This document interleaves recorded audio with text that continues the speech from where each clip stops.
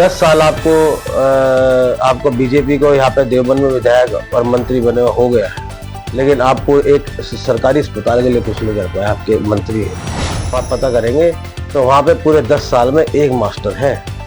जो सरकार एक मास्टर तक अपॉइंट नहीं किसी स्कूल में कर सकती है, तो आप उसका हालात देख लीजिए। स्टेडियम के लिए हमने पास करवाया था, 90 करोड़ रुपए पैसा आया था, इस सरकार ने 90 करोड़ को वापस नहीं किया है।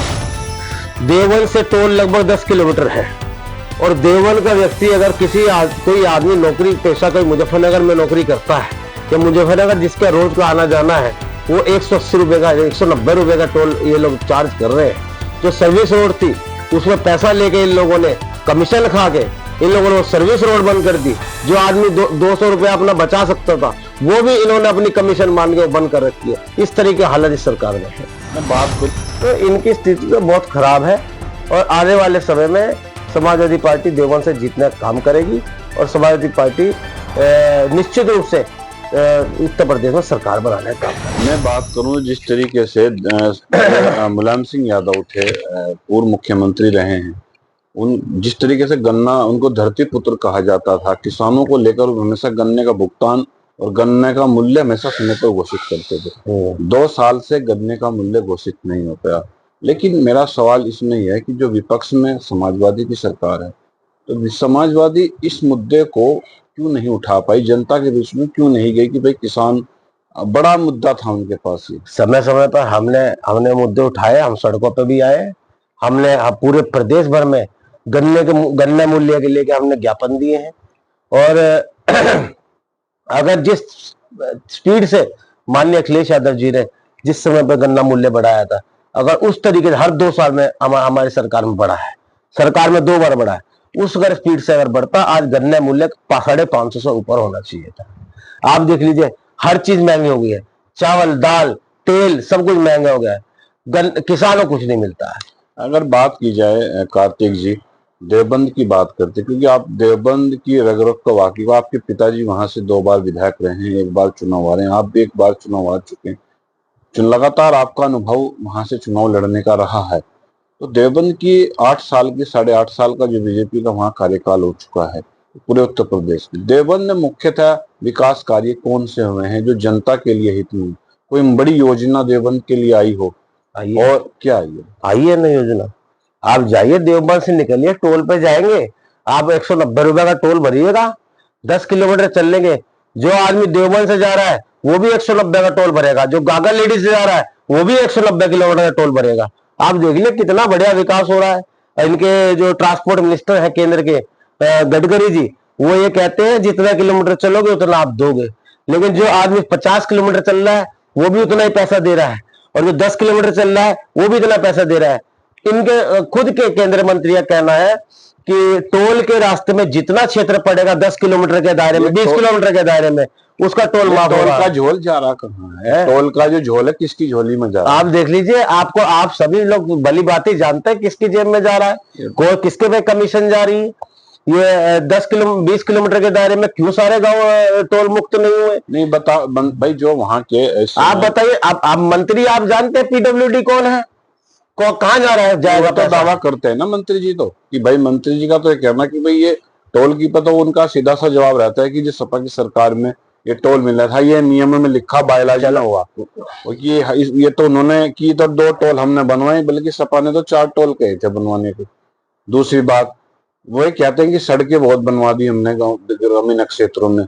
विकास पुरुष उनको बताते हैं पार्टी के कार्यकर्ता। तो आपकी नजर में क्या है? पहली बात तो आप हाईवे का सुन लीजिए। ये पहले गोरखपुर में जा रहा था, स्वर्गीय राजेंद्र सिंह राणा इस हाईवे को लेकर यहाँ पे आए थे, क्योंकि हमारी सड़कों की स्थिति बहुत खराब थी।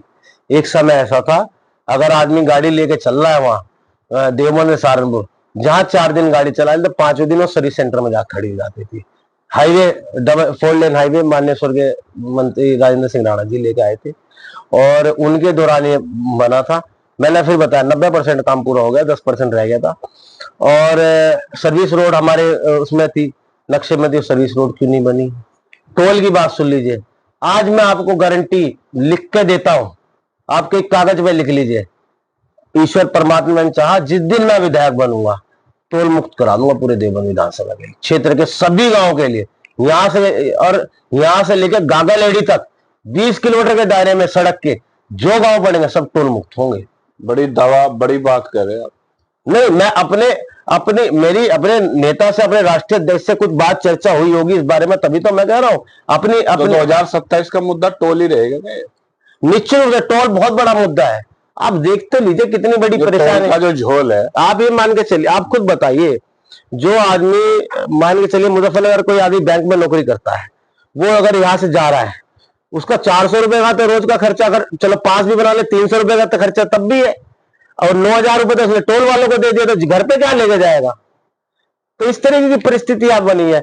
और ये मंत्री जो कहते हैं, चलिए ठीक है, आप जब आपने वहां पे उस पे अपने पार्टी का रंग आपने वहां पे करा था टोल पे, तब तो आपने लिखा समाजवादी, आप समाजवादी का रंग करते ना, आपने अपने पार्टी का पूरा प्रचार प्रसार करा, फीता काटा, सारी चीज करी, आपने पार्टी का के झंडे में आपने पूरा वो टोल रंग दिया। उस टाइम तो आप किसी ने नहीं कही कि समाजवादी ने बनाया, उस टाइम तो आप लोग ये कहते घूम रहे थे कि हमारी देन है। और आज जब आप टोल लोगों से आप वसूल रहे हो 190 रुपए, 200 रुपया टोल आप वसूल रहे हो, तब आप समाजवादी का नाम ले रहे हो। हम आज आपको आपके चैनल के माध्यम से मैं स्पष्ट रूप से कहना चाहता हूं, समाजवादी पार्टी की सरकार आने दीजिए, और इस क्षेत्र के लिए, सबके लिए, जो दिल्ली से आ रहा है उसके लिए नहीं हम कह सकते, लेकिन जो ये क्षेत्र पड़ेगा देवबंद विधानसभा क्षेत्र से लेकर गागालेडी तक, जितने 20 किलोमीटर के दायरे में जितने गांव पड़ेंगे, उसका टोल मुक्त कराने का कार्य कार्तिक राणा करेगा। एक मैं और आपको सवाल लेकर आता हूं, जहां से आपके परिवार की राजनीति शुरू हुई थी, देवबंद ब्लॉक प्रमुख की, आपके जो माताजी ब्लॉक प्रमुख बनी थी देवबंद, वहां से ही आपके परिवार की राजनीतिक शुरुआत है। क्योंकि आपके फादर के बारे में जहां तक मुझे जानकारी है, वो एज ए रिपोर्टर, पत्रकार भी रहे हैं, और मास कम्युनिकेशन का उन्होंने कोर्स भी किया। इलाहाबाद यूनिवर्सिटी के एक पहले से स्टूडेंट थे, पश्चिम यूपी के, जो वहाँ अध्यक्ष थे। तो बड़ी बात अपने आप में एक राजनीतिक इतिहास रहा है। अगर मैं बात करूं पंचायत चुनाव 2027 का, तो क्या कार्तिक राणा की पत्नी जो नतीशा त्यागी है, वो चुनाव ब्लॉक प्रमुखी का लड़ेगी, वही प्रत्याशी वही चुनाव दिखेगा, या पार्टी जिसको लड़ाएगी? क्योंकि जो बात आ रही है जनता द्वारा चुना जाएगा, तो क्या इस बारे में आप कहते हैं? देखिए, हमारे मुखिया माननीय श्री अखिलेश यादव जी है, 2021 में हम लोग प्रमुख का चुनाव लड़े थे, दमदारी से लड़े थे। 12 ब्लॉकों में 11 ब्लॉकों में पर्चे खारिज हो गए थे, लेकिन एक ब्लॉक में जो अपना देवबंद ब्लॉक है, वहां पे पर्चा खारिज नहीं हुआ था, पर्चा भरा गया था। चुनाव हुआ था, चुनाव जीते थे। जीतने के बाद गाजियाबाद तक की पुलिस फोर्स RAF PSC ने बुलानी पड़ी। तो जो पार्टी हमारे निर्देश देगी, पिछली बार माननीय अखिलेश यादव जी ने कहा चुनाव लड़े थे, इस बार बोलेंगे तो निश्चित रूप से लड़ा जाएगा 100%। अगर हमारे नेता में आदेश करते हैं तो निश्चित रूप से चुनाव लड़ा जाएगा। जनता द्वारा इस बार चुनाव हो रहा है, तो ये क्या क्योंकि जनता चुनेगी, BDC का तो कोई रोल ही नहीं। अगर जनता द्वारा चुनाव होगा या BDC द्वारा होगा, जैसे भी होगा चुनाव, पार्टी अगर दिशा निर्देश देगी, पार्टी अगर हमें आदेश करेगी, तो चुनाव निश्चित रूप से लड़ा जाएगा। और पार्टी देखा, समाजवादी पार्टी मजबूती से इस बार, चाहे हम लड़े चाहे हम किसी को लड़ाएं, समाजवादी पार्टी की भागीदारी जिस तरीके से पिछली बार थी, उससे ज्यादा मजबूती से इस बार भागीदारी प्रमुख के चुनाव में रहेगी।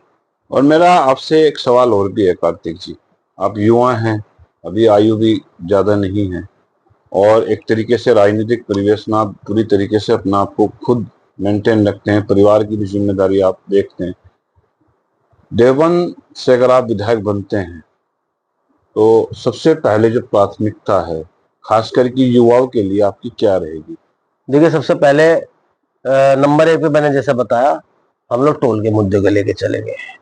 कुछ भी करना पड़े, टोल से हम लोग पूरे क्षेत्र को निजात दिलाएंगे।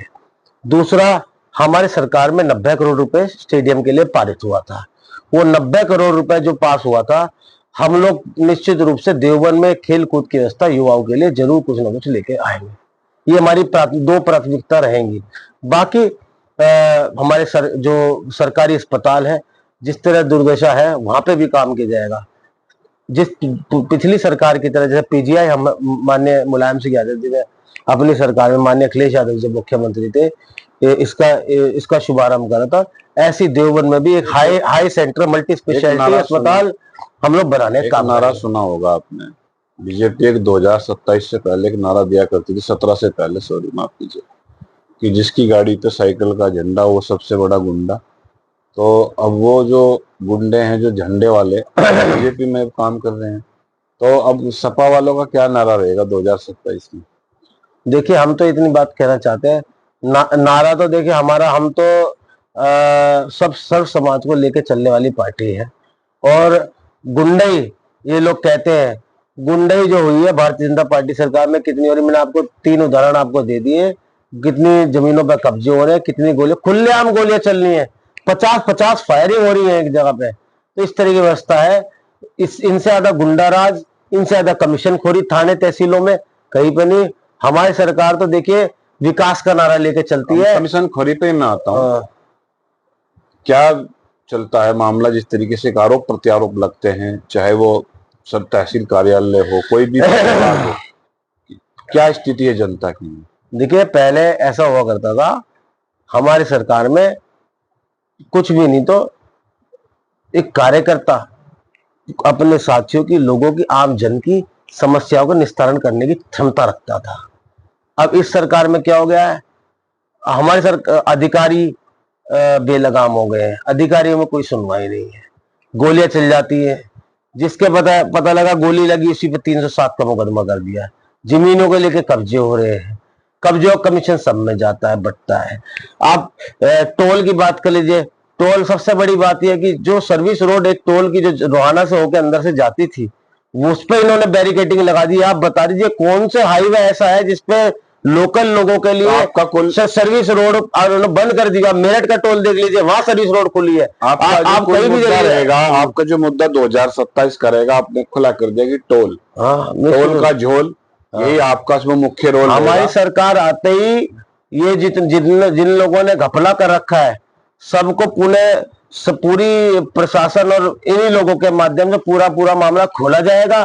किस पर कितना पैसा गया, किसने कितनी कमीशन खाई, क्यों रास्ते बंद हुए, क्यों लोगों से अवैध वसूली करी जा रही है, इसकी पूर्णतः रूप से पूरी जांच की जाएगी। तो ये थे कार्तिकेय राणा जो बात कर रहे हैं कि जो टोल का झोल है, ये सपा की सरकार में इसका रोल भी खोला जाएगा, और कौन इसमें रोल करने वाले लोग हैं उसको भी कहीं ना कहीं सजा दिलाने का काम होगा। तो निष्पक्ष खबर पर बने रहिएगा प्रशांत त्यागी के साथ। जय हिंद,